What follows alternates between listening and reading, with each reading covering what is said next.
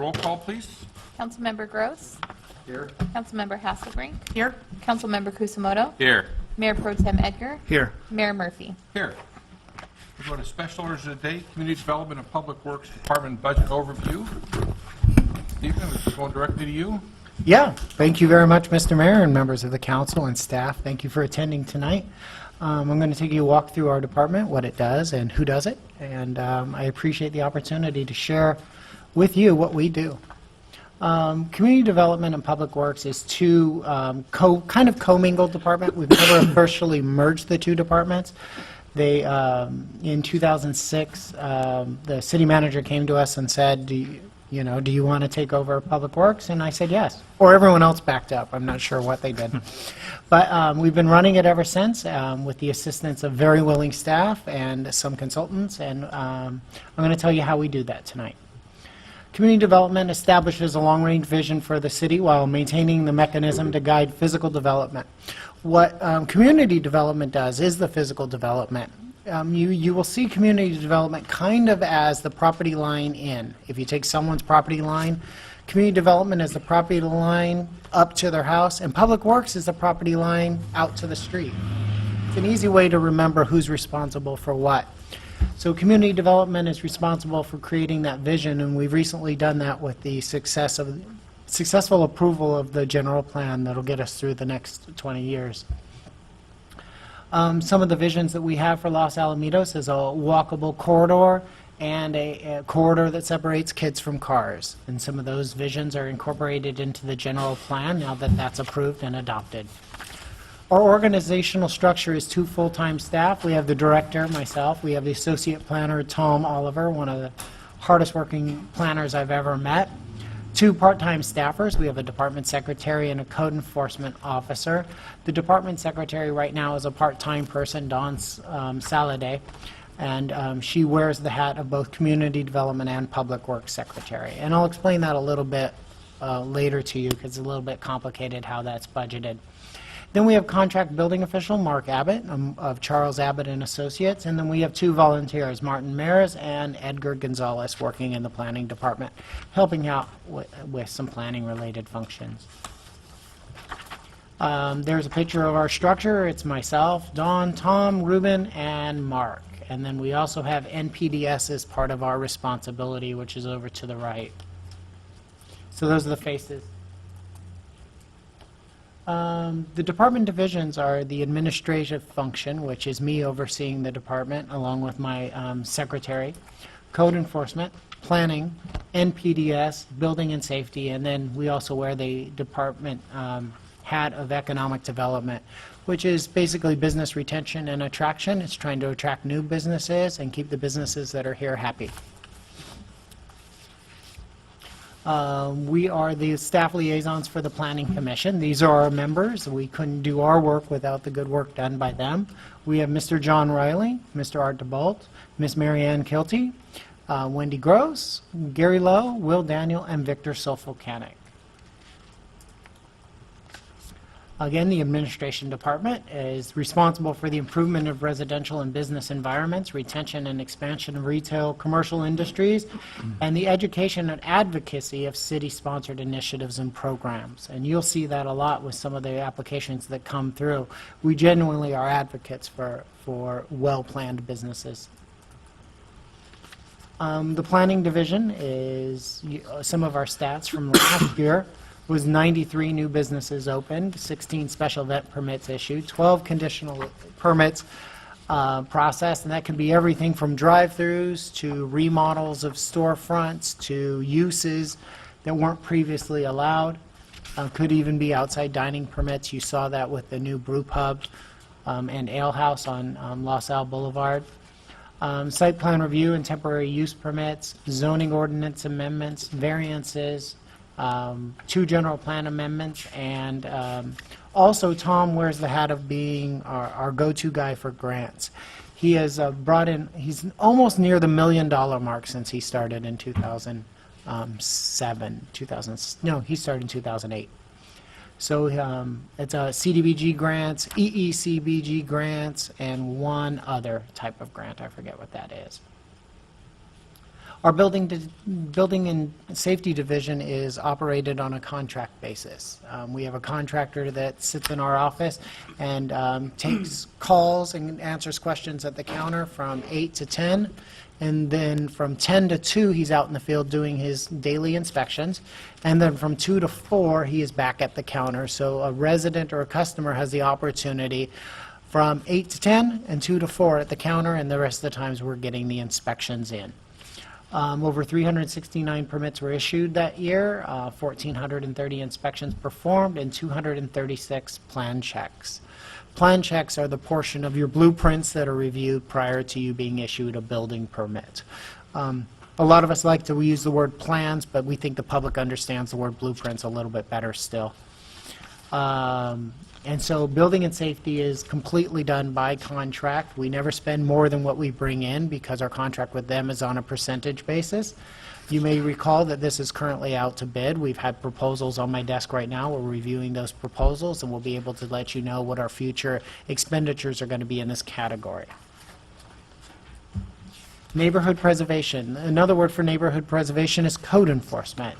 You will all remember Brenda Harrington, who used to do this position.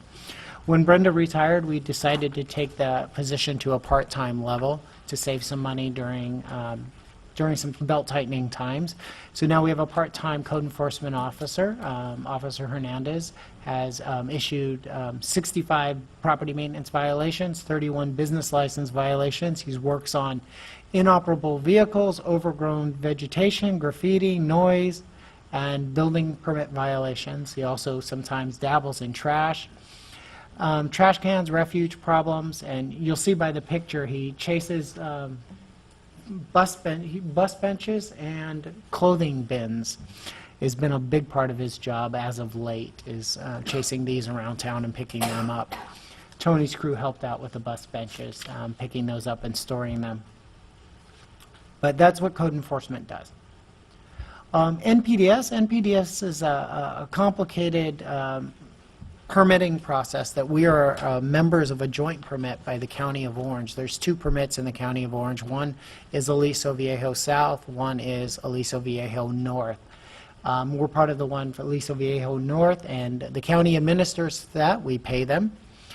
We have our fair share of their cost to be part of that permitting process that they administer for us. We spend about $62,000 last year on it. We'll probably spend about $66,000 next year to be part of that permit and also do the inspections that are necessary and make the impressions made. We do 23 site inspections this year. There will be some years where we do about quadruple that amount because there's 3 levels of inspections with NPDES. There's there's low, medium, and high. Low is your standard Radio Shack storefront. They only get inspected once every permit cycle. And then your other is a site that may have more of a potential for discharge, like a restaurant, and they'll be inspected every other year, so you'll have more inspections that opposite year. And then you'll have others that are high industrial uses, like the Trends Offset Printings, and they'll be done annually. We'll be out there regularly, or even more than that if there's been some problems in the past. NPDES permit requires us to put our boots on the ground and get out there and teach people about these kind of violations, and they want us to make one impression for every resident that we have in our town. So our goal is 11,500 impressions every year. We try to do that by being at the Race in the Base. We try to be at other public events, the 4th of July. We try to do it through publications. In about a month, you'll see it in your trash bill as well. You'll see it in that newsletter. So we're trying to get the message out as much as we can, as inexpensively as we can. Public Works, Code Enforcement, and Planning are heavily involved in NPDES in many different ways, from inspecting existing businesses to reviewing businesses that are about to open or build, so they're reviewed to make sure that their off-site drainage is handled in an appropriate and legal way. So planning reviews it prior to a project being developed. The building department reviews it once it's constructed, and something like McDonald's that has an infiltration system built into their landscaping is also inspected on an ongoing basis. Here's a list of our revenues for the year. You'll see that we have building permits, building plan check, electrical, NPDS inspections, permit issuance charges, planning permits, plumbing permits, and code enforcement recovery cost as well. We're getting a little better at recovering some of our code enforcement dollars spent. There's a couple of different avenues that we use to recover code enforcement. You could send them to a bill collector and call them every week. You can attach their tax return. You can go after their property. There's a couple of different tools in the tool belt. We tend to go after their tax return at the state level to recover old fees that are owed to us. Here's the budget detail. You'll see them each broken out in the individual divisions, but here's the spreadsheet of the entire division. We projected to come in at $665,000, $961 at the end of this year, and then we're starting to work on a preliminary budget for next year. The biggest difference you'll see next year in community development is the lack of the general plan expense. Department challenge is to get the zoning code changes that are compatible with the general plan update that we recently did. The general plan update provided us the policy level decision for you to make future zoning changes, and so we will be bringing different ordinances to the Planning Commission and then to City Council. Changing zoning isn't expensive from a staff point of view. We write a resolution or an ordinance, bring it to the Planning Commission. There's some noticing costs and some legal review, but there's no need for a consultant to take care of those issues. NPDS, the rising cost of stormwater permit, is a shared cost by the county, and the county passes that on to us. NPDS management is always something that we're trying to stay in front of. They require us to attend at least 3 meetings per month, and also for us to be on subcommittees, so it takes us away from our desk. But so far, we've been able to juggle that and participate at the level that's appropriate for our city. Document storage and archiving, we're breaking at the seams with some of our storage needs. Electronic plan check, it's something we're about to introduce in our city, is where an architect can work directly with our building department without printing out a roll of plans. That'll be really, really convenient for the more sophisticated developers and construction people.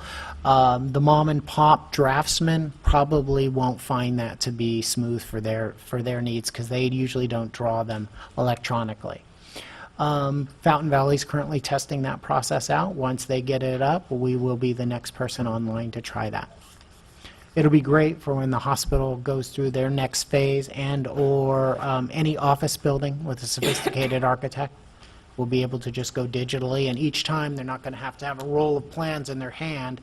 The downside is the reprographics company lose money because they're not printing it out every time they come back and forth.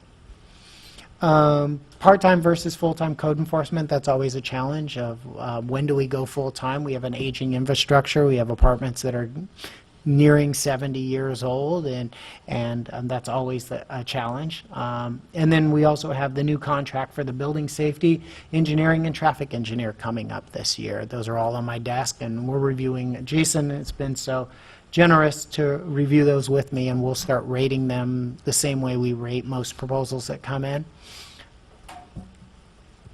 With that, are there any questions before we go into Public Works about the structure of our department? Well, I have some questions, if I may. So, yeah, not so much on the structure, Stephen, but on the NPDES, of whether it's 62,000 or 66,000, is there any way to do cost recovery on that in terms of how we assess fees? It seems to me that would be more of the way to go. We do have fees, and we charge them after we do the inspection. We send an invoice to the businesses. It was developed in 2006. We don't recover as much as it cost. It's like 10%. Yeah, it is, and a lot of them don't like to pay it. Understand. I mean, it is very controversial. Hasn't been received well by the public. But, okay, but this is, I remember we talked about this thing, and it was really contentious when we talked about it several years ago, right? Just a $40-some odd thousand contract just to go out to do the assessment, right? I think that was what we. Correct. But so it seems, I mean, this is just nothing but cost having to comply with regulations, right? And It's an unfunded state mandate. Lovely, yeah, okay, so in the sense, we're overcharging in other areas to subsidize this amount. Yeah. So I'm going to say, maybe not, I'm not going to solve it for this time, but how can we get our way on a path to solve that, where we're collecting the cost from the people that are benefiting, right? When I say benefiting, are having to comply, right? It's a compliance issue, so. Yeah. So that would be something I'd be interested to see how that would do. And then on the electronic plan checks, so I understand for somebody who has professional architects and engineers, those would be fairly straightforward. But for the mom and pop, is there something that, not that we would necessarily do, maybe the minimum we could do is provide a computer workstation with some rudimentary CAD software that they can just use in the lobby somewhere? That's something we can look into, but at minimal cost, because the CAD software today are fairly easy, and you might get a good enough plan to submit, right, for the. Usually not. If someone's not sophisticated enough to hire an architect, they're not going to be sophisticated enough to draw their own drawing. It's probably best that we work with them on a pencil drawing if they're just adding a shed or a patio cover to their yard. Those are the kind of things, and we already do that really well. Okay. We can streamline that for somebody at that Okay. level. Okay, and then, yeah, so the other part is, one question, I think your total, if you can flip back a page or two, about the budget detail. Is it page 14? Yeah. So you're actually going down, and that's, the reason for that is from 665 to 611,000. It's because of the staffing, the way you're staffing? Well, there's some increases on the purse, right? There's $100,000 of general plan costs that are going away. Okay. So that it would otherwise be it would be $100,000 higher. Oh, okay. Yeah. So that decrease is being offset by the increase in first costs as well. Okay, all right, thank you. Thank you, Mr. Mayor. Yeah, I got a question. So when we changed our allocation method for how we account for the garage fund, do you account for that in your direct budget here? I have one expense on a garage fund because I have one vehicle, a code enforcement vehicle, so my department is charged for that older vehicle. Yeah. So the two components of the garage fund, operations and maintenance, and the actual replacement value, do you get, Jason, do you know, does he get charged both or just the one? In the 15-16 budget numbers, it includes the capital replacement and the operational charge to the general fund. Do you know approximately how much that is? Citywide, No, just for his department, for that area, just to see, because that's a good case study. One vehicle, Yeah. he should have some O&M costs of a certain amount and a replacement amount, if it's a 5-year schedule, of not that much. I've got it in the current year budget. The current year budget, Troy, is $4,200 my division is charged for that amount. And that's O&M and replacement? Yeah. And what type of a vehicle is that? It's been passed down. Tony, help me out. It's a Crown, an old Yeah, Crown Vic. this is where Tony sandbags. Go ahead, Tony. It's an old Crown Vic. Yeah, okay. And it's been passed down from, Yeah, this was the old captain's car. Oh, got it. Passed down. It has like 156,000 miles, and we'll be talking about that in the future. I'm sure we will. yeah. No other questions? Thank you. But right now, being a part-timer, it satisfies our need. Okay, yeah, and the allocation seems fair, 4,500. Okay. Gene, did you have something? Yeah. Business license is finance and not use. Correct. Yeah, it used to about 4 or 5 years ago, it split off. On slide 15, related to department challenges, the document storage and archiving, you made a comment that you're breaking at the seams. Yeah. My understanding was that we collect an archiving and data storage fee on plans, but we're not doing that? No, we are collecting it, but we haven't spent it yet. We haven't allocated the money yet to The do money's, a the project. money's still there to do. Yeah, Jason, do you want to comment on that? it would just be part of fund balance. It's accumulated. But we know what it's for, it's not going to get spent on something else? I'm not sure if there's been a formal designation. No, I think it's something we have to explore this year to get the stuff out of the, what do you call that building, Tony? All the works break room / LED Yeah. / storage. It's meant to digitize those and get it out of there. We haven't been able to wrap our arms around that project yet. Okay. The concern that I have is that we're charging the customer to do that. And I'm not hearing a sound, warm feeling that the money has been earmarked and set aside in order to accomplishment. So do we know that we're collecting enough, number one? And number two, is that just merely a process of finding somebody to come in, take them and to digitize them and put them onto electronic storage and then get rid of them? It's a process of, I'll take the hit for this, process of me doing an RFP to get companies in line that can do that for me and to achieve enough each year based on the revenue we bring in each year. Yeah. Okay. That's something that I need to get done. Would that be a project for the interns? No. Something, Okay, so now that. I the- wish that level now was that- there. Now that the general plan is finished. Yeah, exactly. You make a note there, part-time versus full-time on the code enforcement officer, and I recall at one point, there was some discussion about sharing code enforcement with an adjoining city. Is that still something under consideration, or do you really feel that there's a need for a full-time code enforcement person? I do feel that there's a need for code enforcement in that being proactive helps, yes. Splitting a code enforcement officer, well, us having a part-timer is less expensive than us splitting a full-timer with someone else, because there's still a PERS liability with that full-time body. Even if it's someone else's full-time body, we're going to be paying that portion. So keeping them at the below 29 hours a week saves us a lot of PERS liability money and benefits. And that's where we save on the money. In a perfect world, if we had somebody that could split between two local cities, like a La Palma or Stanton, it'd be really great.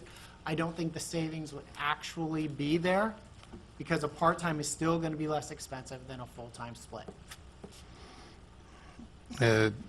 I guess one other comment then, or one other thought, goes with the idea of the Wildans of the world providing that type of service. That doesn't include PERS in that process. Correct.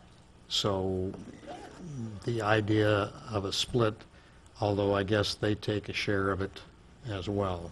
Yeah, the least expensive one I ever did on a contract basis during the recession was $60 an hour For code for enforcement? a code enforcement officer, yeah. That's a And lot. Recovery. we have a consultant in the room right now that could probably verify that that price hasn't gone down. So we've experimented. When Brenda first left, we went to a contract. The quality wasn't there, and the commitment to Los Alamitos wasn't there. So that's what you're always trying to get. When they're contract basis, they know they're temporary. And that's always difficult to get the best performance out of someone who may not be here for the long term. So it's part of the appeal of having an employee who's committed to the organization. But as our city gets more complex and ages, there's going to be more code enforcement issues. There's going to be more buildings we need to get painted, or there are fences we need to replace, or, you know, those bins we're chasing around in parking lots now. There's always more to enforce, never less. Thank you. Just one quick question, maybe mainly just to catch me up on the revenues in comparison to the 13-14. The reason for the large $200,000 decrease in revenues, is that because of the hospital construction? Yeah. The hospital construction was really a spike in revenue. It's an aberration that you probably only see until the next phase. But even the next phase of the hospital project will be mostly OSHPD and state regulated. We won't be plan checking a patient care room. Okay. That'll be done by Oshpod, so you won't see that spike again. You'll only see those kind of spikes when we know big construction's going on. If we don't know about it, or it's not a done deal, it's hard to budget for. Okay. And that's why it's nice having this percentage contract, because our expenses in building will never be more than what our revenues Pay-as-you-go are. type thing. I don't pay someone if there's no building permits coming in. I don't Okay. pay a dime. So on a very, very low month of revenues, our expenses are even lower than the revenues on it. So I'm not paying somebody to sit at a desk. I'm not paying someone to waste time in between inspections. We're only paying for what we use. And then it looks like there's about a 10% projected decrease for next year's revenues as well? Is that just because, once again, the hospital, it's really done now? It's really done, yeah. Okay. There will be one more TI, probably the urgent care on the ground floor, one more, but that could come in before July 1. So it's probably unpredictable right now to put it in next year or this year. Okay. And just on the personnel administration, the increase of 10,000, is that just because of the PERS increase and? That was it was towards the beginning of the slides. Yeah. Yeah, there's actually a $35,000 increase in PERS costs for community development. Oh, okay. Yeah, I was just looking at the administration slide towards the beginning. So it's going to be partly related to PERS costs. Number 8. It's really Okay, largely that. okay. That's it. Thank you. Okay, Public Works. Did you have something? I'm sorry. Public Works plan, designs, and maintains the public infrastructure that you see, whether it's the streets, the trees, the storm drains, or the buildings, our vehicles and equipment, we maintain it all. We don't maintain sewers. That's done by the local sewer district. And we don't have utilities like some cities do. So we stay out of that area. We're there to protect the city's investment of all of these areas and provide a clean and safe environment for the public. You see our organization, this is part of our team. The organization is follows, is myself, Department Secretary Dawn Saladay. She is shared with community development. A few years ago, we had a full-time Department Secretary in Community Development. We had a full-time Secretary in Public Works. Well, we worked on a hybrid since then. We went down to budgeting a full-time and a part-time, and I think this coming year, we're going to be getting down to just budgeting one full-time. One person will take on both. One person will take on both commissions and answer to me as being the director of both departments. So we're doing what we can to save the budget where we can. I couldn't do it without our superintendent, Tony Brandyberry, who's here. Tony is my eyes and ears in the field, and again, I can't do it without it. And then I think Tony can't do it without his guys. He's got a foreman, Gary Saldivar. He's got a senior maintenance, Victor Delatorre, and also senior maintenance, Anthony Vasquez. He has a mechanic, Jaime Diaz, who's much more than a mechanic. Jaime does so much more around this city. Then he has his maintenance worker team of Miguel, David, Danny, Juan, and then we also have one vacancy we're recruiting for right now. We have a part-timer of Alex, and then we have a vacant custodial position right now we're recruiting for. And then we have our contract city engineer, Dave Hunt, with the Wildan Corporation. And again, we've had a pretty smooth 6 years with Dave Hunt. And I have to express my appreciation for all of them for what they do every day.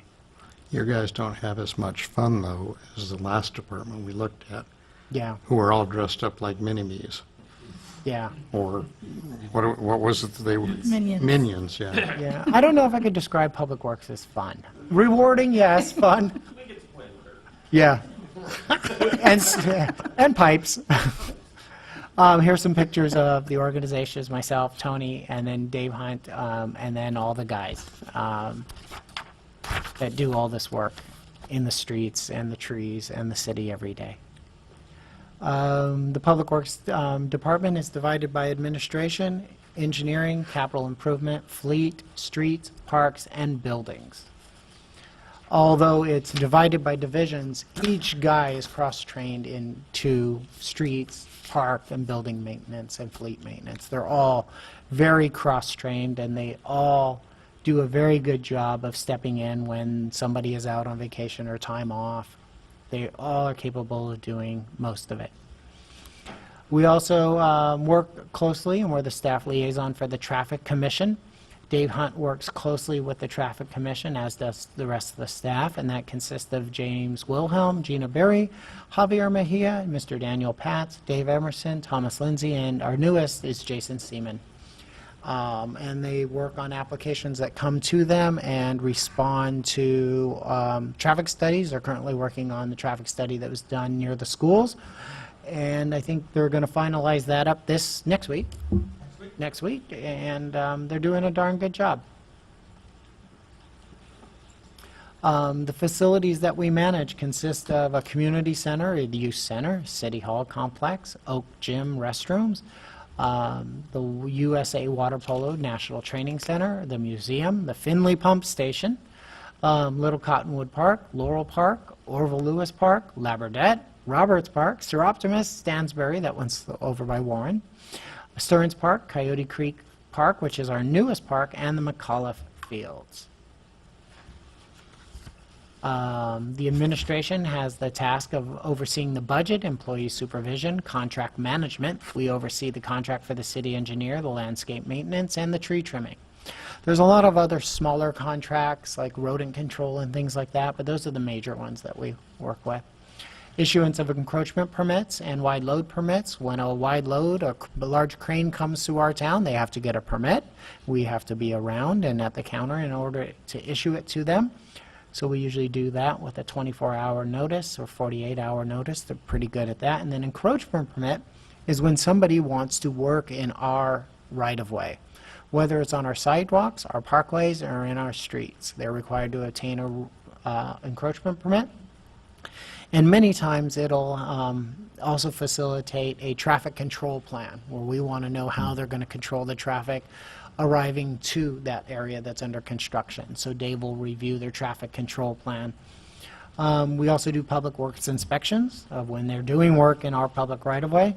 And we also manage day-to-day work orders, everything from come look at my sidewalk to a pothole.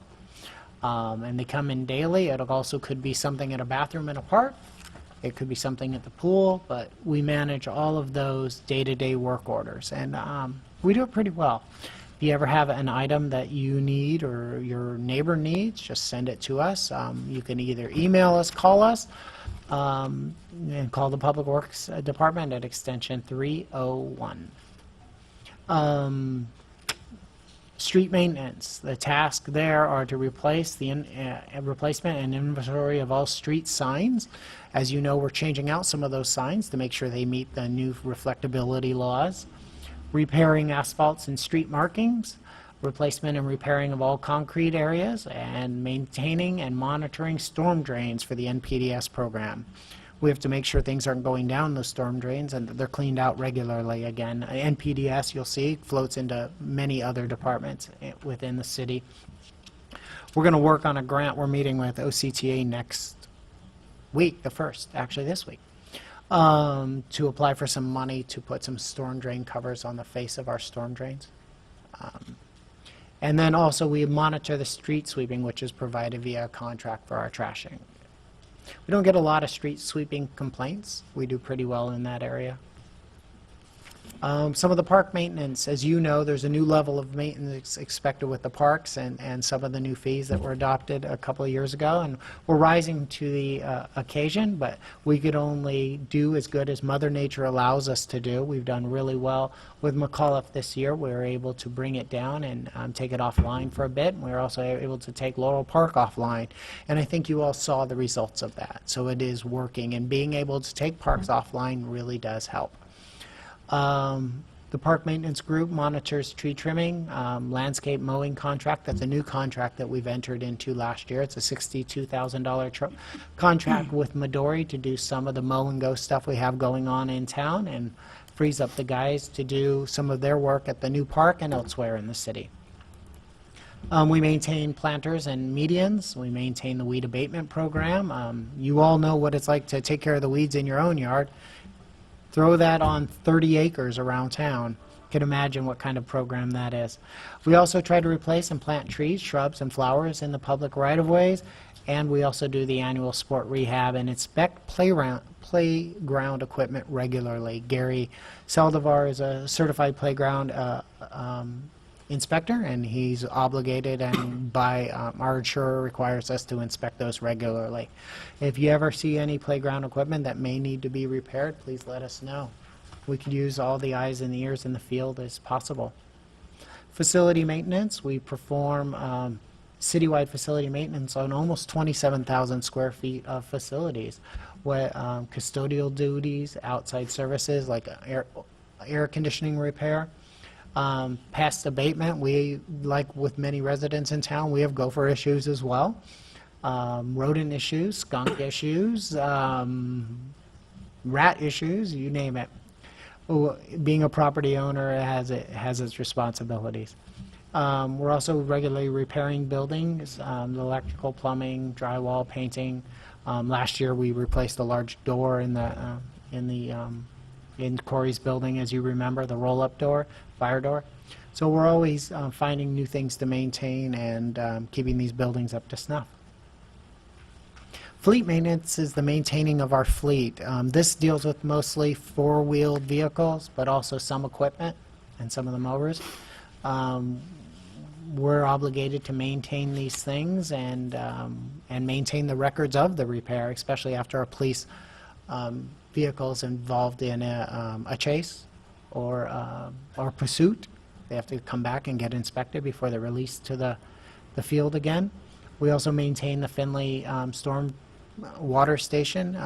If that wasn't maintained, you'd have a major flood in a neighborhood. We have a pump station off Finley that pumps up and over into the riverbed.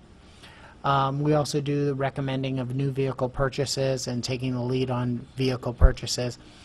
And total maintained vehicles are 30, and other equipment are 28. Engineering, they're responsible for wide load permits, public works encroachment permits, like I explained earlier, traffic commission staff reports, and city council staff reports. So Dave Hunt has been heading this for 4.5+ years. He's been doing a really good job. We enjoy working with him. And as you can see, yeah. No commercials, Dave. But Dave works 20 hours a week. He's inside City Hall about that much time. He works with the outside. Even when he's not at City Hall, he's working with our community, answering questions from developers or answering questions from traffic-related issues. He's always available, and we appreciate that. Capital Improvement Program, Dave's responsible for bringing those things forward in our budget. As you know, we have a 7-year capital improvement plan, but what we really have is a very large spreadsheet of things we think need to be done. Even if we don't think it needs to be done in 7 years, we place it in out years just to make sure it's documented somewhere so it's replaced. One of the things we're working towards is making sure that capital improvement plan takes in everything that we do. Let's say Tony does a 20-year repair on a road. Well, it'd be nice to place that in year 20 of the capital improvement plan so it's done in 20 years, if that indeed is the time or the life expectancy of that road. So we're getting there. We're maturing as an organization and as a department. We're working well together to get towards that. Some of the capital improvement plans that were done this year are the citywide speed survey, the Winter Circle Portal Drive Ball Road rehab, the Green Alley, that's been complete. We did that at the beginning of the fiscal year. So when you're placing 9 different items or 10 different items on a capital improvement plan, then staff has to do that within that fiscal year. Sometimes we're better than others, and sometimes they end up being carried over to the next year, but we try to get it all done in the year that it's budgeted. Miscellaneous sidewalk repairs, and then Coyote Creek, we were able to get our reimbursement of $900,000, which is a majority of that grant money came from RMC. And now we're working on expanding that Coyote Creek Park to do to redesign not redesign, but to design the bike trail overlay. That's just the area where you ride a bike. It's not the actual surface of the park. So we're expanding upon that. I saw the borings being done last Thursday, and I think David's waiting for the results of those borings now. We'll continue with that project. So Mayor, let me just ask a question. So what is the, we secured money in that grant for the bike trail, and I know, Dave, in our plan that you have, how much approximately was the bike trail in total? The total was about $400,000 with all the paving and then some added signs that RMC wants to see, and do a better gate at the entrance to the park, Choritos and stuff like that. Yeah, so that was another good thing over and above the park that we were able to secure. We had Maybe it the in last the thing, but with the Rivers and Mountains Conservancy, but I think, and outside of here, I think it's in the staff report every week. City manager puts together kind of a project plan timeline that they love doing, and we get that every week. Just we're making progress on it. So And also, they did feature, the Orange County Council of Governments had an item on their board agenda last week, and they featured our project. So Mayor Pro Tem made a presentation, and the executive officer made a presentation. They had it up on the PowerPoint, showed Coyote Creek. Was that for the purple pipe? no, we talked about that project as a setup for the new funding for Prop 1 bond funding. Okay. But they didn't realize that the Coyote Creek project had been done with RMC funds, so it kind of profiled that project. I got you. Here's the budget detail for all the divisions of Public Works. We haven't gone into the capital improvement plan at this level for budget as of yet. The department challenges, there's always someone retiring in Public Works, so we've got 2 eligible retirements, and succession planning is going to be key. Staffing is always an issue in Public Works, and the guys, they're very hard workers, and they're very dedicated to our city. And we appreciate all that they do, but they can't stay here forever. So sometimes they have to move on to retirement. We lost Carlos a couple of years ago, as you remember, and then Sharon. And so we have 2 people, Dave Pierce, and we have 2 more that are eligible. Doesn't mean they will retire, but we're always looking at the structure of the department. Addressing citywide ADA deficiencies around the city. We're always looking at trying to meet the needs of the accessibility community. Project management of the new center median project. That's going to be one of our challenges. We're actually looking forward to that. Transitioning from a reactive department to a more proactive department. We're trying to be better eyes and ears for ourselves and not rely upon the public so much when something's not maintained or something's not green. We're trying to get better and trying to devise a proactive way of being out in the public more often.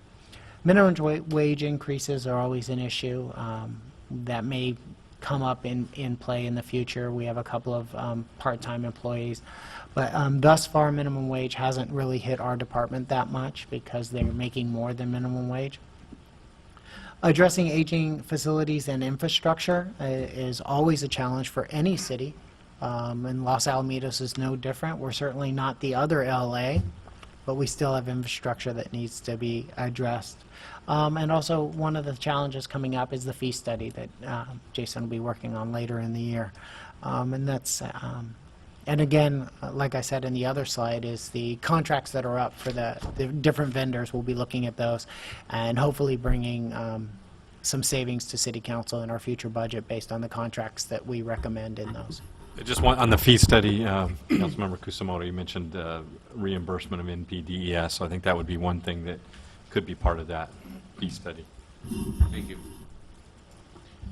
And with that, we're all about customer service, and as you remember, this is one of our customers that we served, and the smile says it all, is that we're trying to always satisfy our customers, whether they're internal or external, and there's always challenges related to that. So, with that, Please save that when Yeah. when the Mayor Pro Tem is a supermodel, we'll be able to say we started here. Yeah, for outhouses, you see that. yeah. That's the best looking part of the photo, but since you brought it up. That can be used, I'm sure. Okay, questions?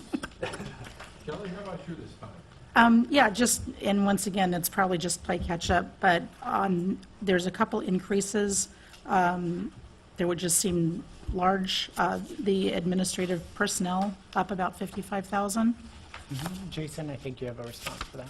Yeah, I mean, a large part of that relates to the department secretary. It's now moving to a full-time executive position.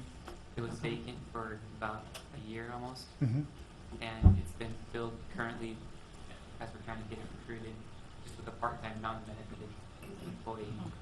So that's a large part of that. And then across the department, there's about 73,000 related to first class going up. So the department overall has an increase of about 190,000 increase in costs, and almost half of that is PERS. Okay, so that would explain the street maintenance personnel also. Yes. And then with park maintenance, the non-personnel, is that because of the landscaping contract you talked about briefly? Yeah, it's a $62,000 contract. Okay. That was approved by City Council in January? December? January, yeah. And then also, are there, for Public Works, you were talking about grants. I know in the community development, you actually said that we had about 126,000 in grants. Do you have a number, an approximate number about what we get for Public Works? I know OCTA gives some grants and different things. Well, grants aren't really used for public works unless you're kind of in Dave's field. We use a lot of other people's money via Measure M, gas tax, and those kind of things. They're not competitive. Well, actually, they are competitive Yeah. in some sense, grants. And CDBG is one of those Right. grants. We go after CDBG money every year. We compete. I think we got about 146 this upcoming fiscal year. There's only been 1 year out of 7 years that we haven't got any money for CDBG. So we're always trying to use other people's money. While I talked about it in Tom's division, because Tom's the applicant, Dave's the spender. Tom goes and gets the money, Okay. and Dave and Tony spend it. So really, we don't have these divisions between departments. Everyone's helping everybody to use other people's money before we use our own. So like the OCTA grant we were talking about a few weeks ago for the Center Median project, would that come in under community development and be spent by Public Works? It'll be spent by Dave, but Dave will use us to help achieve and secure the funding, but Dave will take the lead on that. So where those, It'll be a special application. so where are those grants, I know Public Works is a non-revenue department, where do those grants get accounted for and offset from the expenses? If they're achieved, they will be placed in the future year's budget under capital improvement plan. It'll be shown, It would be outside the general fund as well. It's Okay. probably a capital project, so it would be the capital project fund, a separate fund from the general Yeah. fund. just like CDBG, for next year, we have, I'm going to say 146,000, I think. We have 146,000. You'll see that reflected only after we get a letter of approval from County Board of Supervisors. So in next year's draft budget, you'll see $146,000 revenue from CDBG, and then you'll see a project for 146 plus the match, whatever. Revenue in Public Works or community development? You'll see that in the CIP. In the CDBG fund, Yeah. a separate fund. Okay. I just want to make sure. CIP, when we go over the CIP process and projects, you'll see CIP projects with a grand total cost, and there's multiple funding sources that make up the funding for that, which is typically non-general fund. So there can be gas tax, and there's street money that's in there, there's NTA money, there's grant that are accounted for in special revenue funds. So you see total expenditures, and then the revenues are made up of multiple sources. Okay. And forgive me as I'm dragging everybody through my learning process, but I know with Park and Rec, we talked about $140,000 in grants and $126,000. I mean, these are huge numbers that take a tremendous amount of resources on staff to not only apply, but actually have to apply to get approved to apply. And it's a process, but these are huge numbers, and I just want to make sure I understand where they're coming from and, you know, how to offset a lot of these expenses. They're big deals. We're always trying to use other people's money first. Sure. I mean, that's one of the goals. Corey's a pro at it. Public Works is very good at it, and community development is getting better at it.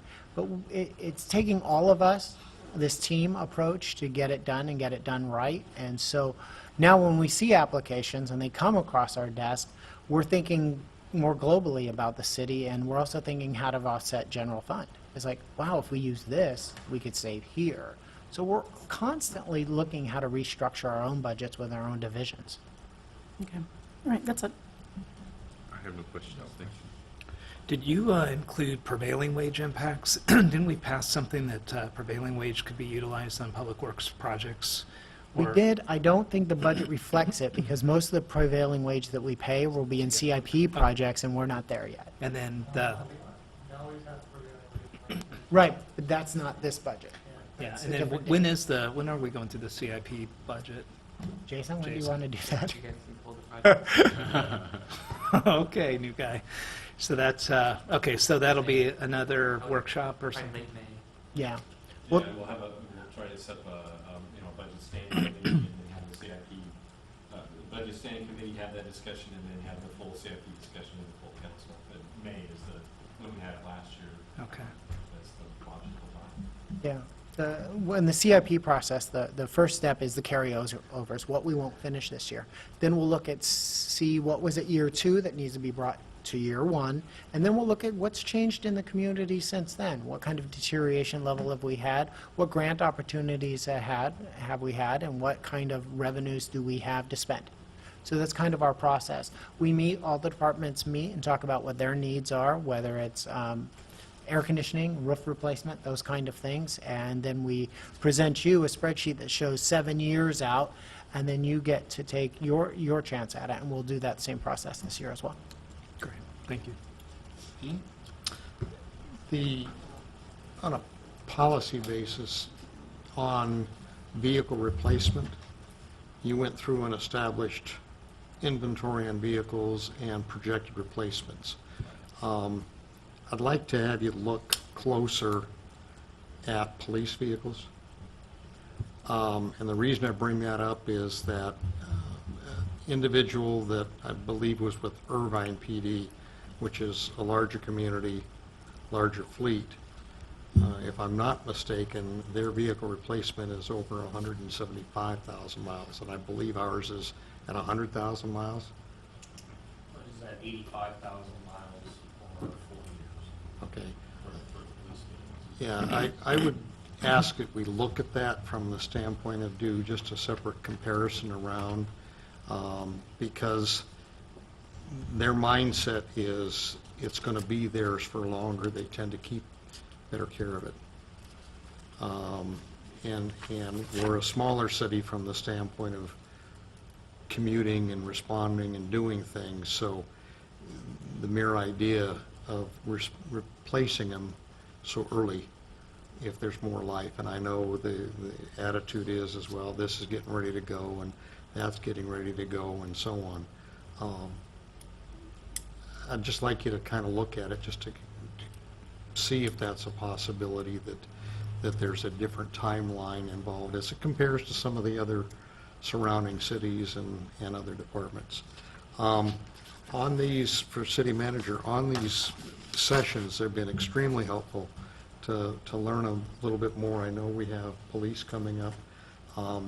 Do we have one plan related to your department, finance, and the council, where we have an opportunity to take a look at some of that stuff in a little bit finer detail?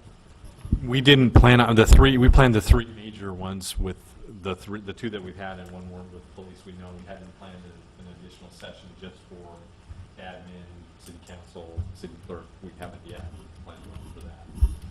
I would just ask colleagues what their thought is, because we've been kind of round and round last year over one item, which was dues, that never really got down, and I don't think got its fine tuning. We've kind of dealt with it as the bills have come in, but is there a value to looking at that relating to both Shelley and I are on policy committees, which will require some travel expense to at least 2 of the meetings, I think. We ought to consider some of that in the process. If there's a policy change or how that's actually budgeted within the department. There's been some discussion about the potential of a monthly allotment fee, for lack of a better word, that could be used toward some of the different events and things like that that we go to. So I'd like to have the opportunity to just dialogue that, and probably during a budget aspect would be the best place to do that. So let me comment on that notion. So with Councilmember Gross's discussion, I think that would be something, I think, productive for us to have a discussion, but I would suggest we can do that in the normal cycle that we would have as far as a workshop, not schedule something special such as this, because I would hope the discussion would be, I'll say smaller, and just really kind of how are we going to authorize ourselves to go to wherever, and doing the business of the city and the people. But I would not want to advocate a separate meeting unless there's one that's warranted, so. Yeah, I think, in terms of travel, at least we are putting together a budget for travel, at least for city council travel, a little bit differently in terms of going and selecting what we think are the key events that council may want to attend, and then budgeting for 1 or 2 council members to attend those, and figuring out what the cost is per event. And so we will put that together. We will discuss it. Last year, we kept it more at the macro level when we brought it to the council, but we can also bring that to the Budget Standing Committee, and we can incorporate it into the budget staff reports as we're writing them too. So we can, if we're making a change in the way we are proposing to budget for city council travel, for example, we can put that into the staff report. And dues and memberships, we can do the same thing with those. I was just thinking that administrative encompasses the city attorney agreement, it encompasses the city clerk, and if there's any policy directions or changes that we might want to look at in that, it would give us that opportunity. If you think it's good enough to do at a budget time, then that's fine. I just thought that that would be a separate area that might warrant some discussion in terms of, are we staffed correctly administratively, or are there changes that we need to look at, and how do we find funds for those in the process? So. Is it something that, and I do agree, I like being able, because then we can walk out and we've hit every aspect of the entire budget and we haven't missed anything. Is it possible to add that the April 13th, we're doing the police? I don't know how long that's going to be, but is it possible to add on the administrative, since we're already here? Sure. No, I'm not. But nice. Best check. I'll let you know after Saturday if I'm free or not. Best check with Troy. Yeah, exactly. But My since team- we're already here on April 13th, and I agree, then we have a complete picture, and at least we can say we've dove into it, at least at a presentation level, so we can understand the better numbers. Like I say, I'm being selfish again, going through my learning process, but I think these workshops have been very helpful, and to miss one piece, I don't think would be good. Brett, when are we going to start talking to budget? Do you have the budget calendar? You're not phone. Got the series of meetings that will be coming up. May and June are primarily the meetings almost every Monday. Didn't you have that in one of the staff reports? We did, yeah. So May 4th is the first budget workshop, and then May 18th, and then June 1st. And then, of course, budget adoption would probably be June 15th.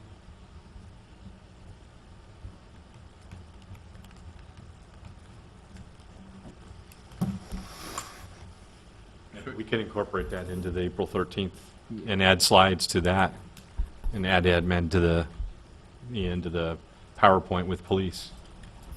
So with that, City Manager, I would ask that you would maybe poll the council, because there may be something of interest to us that you want to include in your list as part of the wish list. So, I mean, please don't do it in a vacuum. We might not like it, right? So if you just poll us all. I think that'll address Councilmember Gross's concerns in terms of those things that, I think that we ought to support. We can discuss that in open session here. Okay. Any questions? No. Could we go back to the administration slide? And a 22% increase, On community development or public works? the second one. Okay. Oh, sorry, page 23. Slide 23. Yeah, slide 23.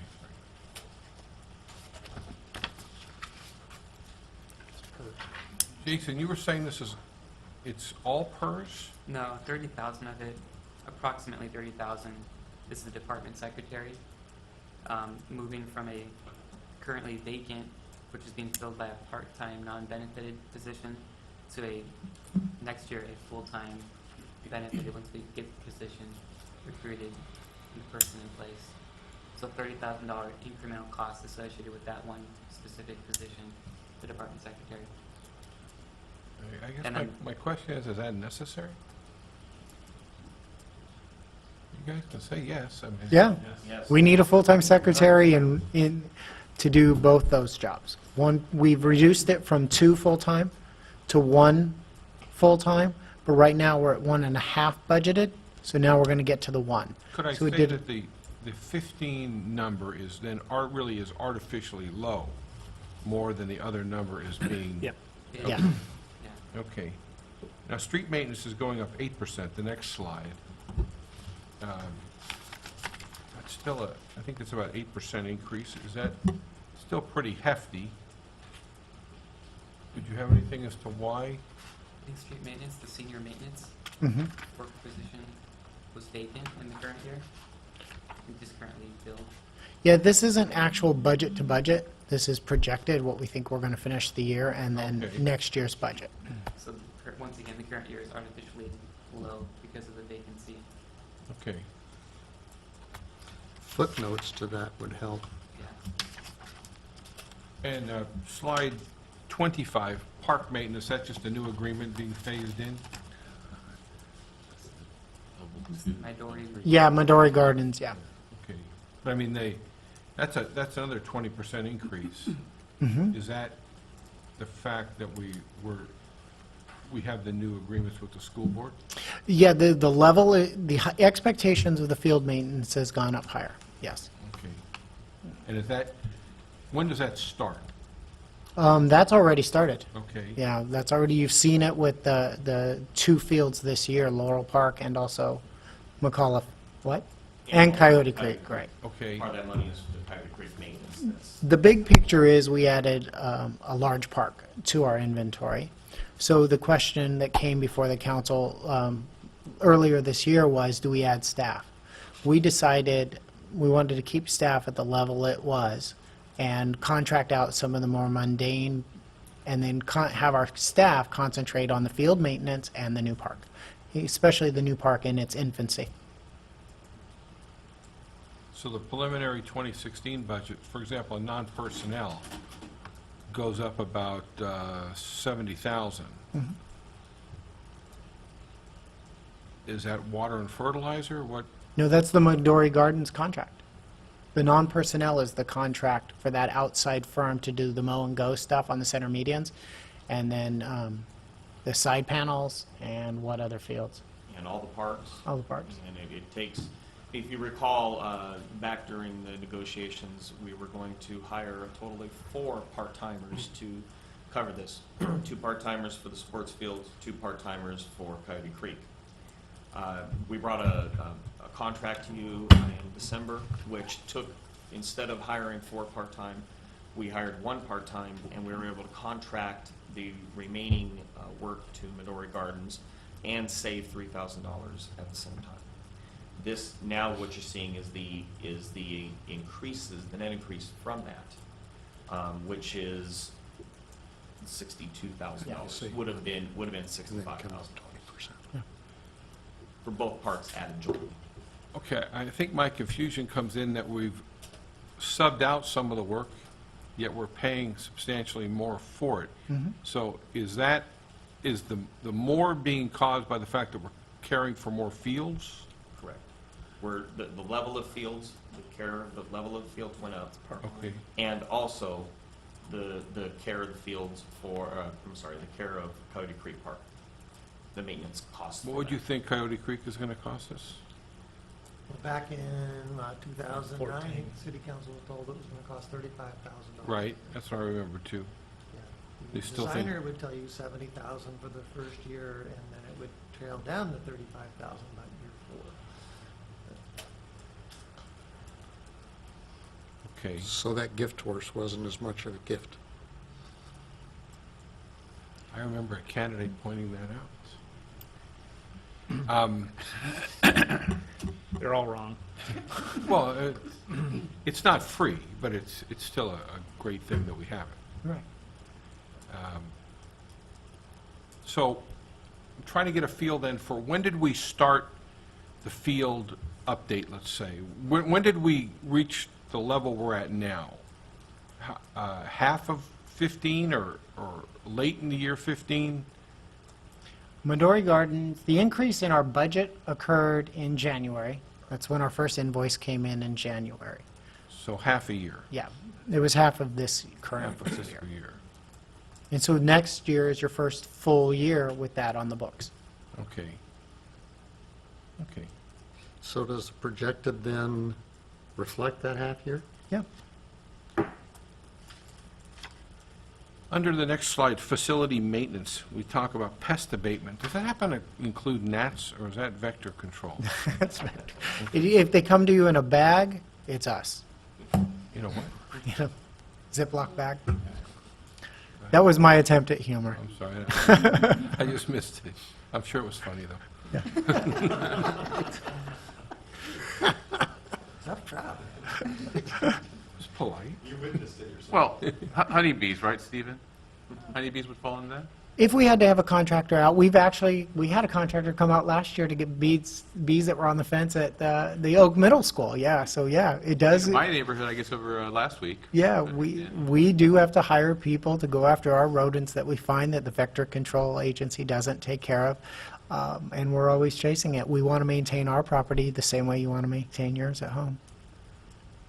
Is geese considered a vector? We can't. So on 30, the budget detail, the final one, Uh-huh. we've gone up 10%.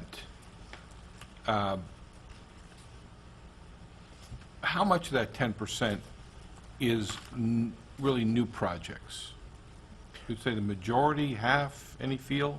Well, I guess Jason will explain. It's half PERS. Yeah, half per. And it's half 3,000. the addition of a contractor to take care of a new park that we have, offset with the increased level of park maintenance at the other parks. Okay. So it's trifold. Okay. Overall, and Cassie, we're going to ask you guys the same question. So, what would happen if you had to spend 2% less? We will have to find a way. We'll look at each individual line item. We'll look at administration, we'll look at the personnel section, non-personnel section, and go through that. Right now, we have half of a secretary that we're going to be removing from the budget in Public Works, and that may be amenable in that area. And then community development has the loss of the general plan, certainly will show us savings, but we haven't taken it any further than that yet. Okay. We'll take a look. The reason I ask is if we're short balancing the budget, then obviously we're going to have to look to something there. We will sharpen our pencils and go back and look at every line item. Okay. Thank you. You're welcome. I'm And, glad, I'm glad we're finally doing this. If I could express my appreciation to both Tony Brandyberry and Tom Oliver for helping out with the PowerPoint, I want to thank both of them. Thank you both. We're going to pass on the closed session today. So without objection, we will close our meeting, adjourn our meeting. Oh, I'm sorry, Dean. Yesterday, up in Fresno, if anybody has had an opportunity to see the film that's running around on social media, they had a 25-year veteran captain that was trying to poke air holes into a garage fire. Actually, I guess it was the whole structure, but as soon as he punched the hole, it collapsed. He went in, and a huge flame came up. He suffered critical burns, And I know that there've been a number of agencies, I think Garden Grove has posted some stuff on it, but I would like to see the city do something. I know we don't do the fire service, and maybe Warren through the county they're doing something, but, you know, we don't always realize how dangerous that job can be. And I think we should do something to at least bring attention to the danger of the job and send some thoughts for the family and the department, because I know they're suffering when they lose one, and it's less often that that kind of thing happens. It happens in law enforcement as well, but I just feel that we should do something to, the guy's name is Captain Dern, D-E-R-N, and we should do something if we can, if nothing else, a letter of prayer and sympathy on behalf of the city council. Can you report back what they're going to do? Sure, I can find out. I will certainly ask. Okay, thank you. Thank you. So we're going to close in honor of Lou Reisman tonight, who's Carrie's brother, who you all know passed away. And with that, we will see you again on the 13th of April. Thank you. Now, we can all go get our pizzas now.